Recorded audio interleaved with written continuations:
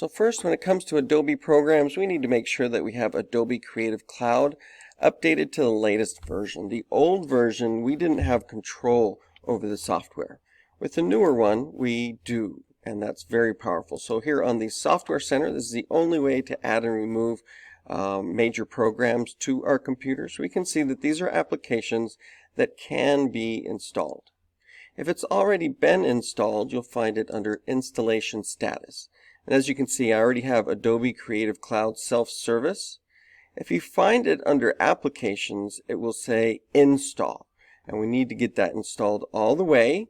Can take a while, and then reboot your machine. You won't be able to run it successfully until after you reboot.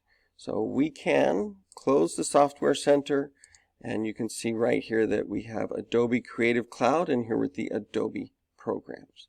I am going to go ahead and run Creative Cloud, and you can see that it's jumped directly to 15 different updates. We do not want to constantly be updating our software because we all need to be on the same version. This update right here to version 22.5 is going to be really what we need. This is where we can see all the apps that are here. And if I click on more, you can actually see where we've got other versions. We're going to stay with, let me go to Update Available. We're going to upgrade to 22.5 so we all have the same version.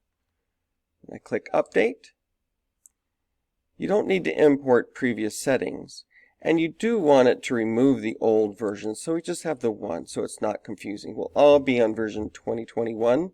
There are several different numbers that are all going to go with that year.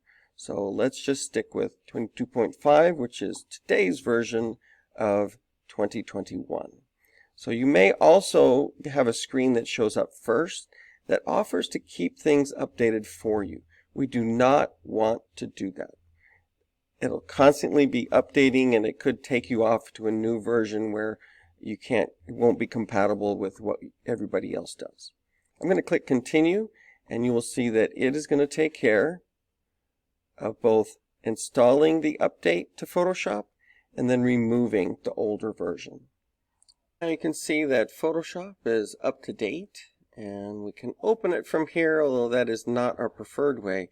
If I go down here to the Start menu, you should see Adobe Photoshop 2021. And whenever you've just updated or installed something, it does appear up here.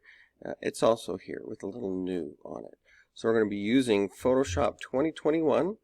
We're going to just keep it on that same version so that we don't end up with a bunch of different people all on different versions.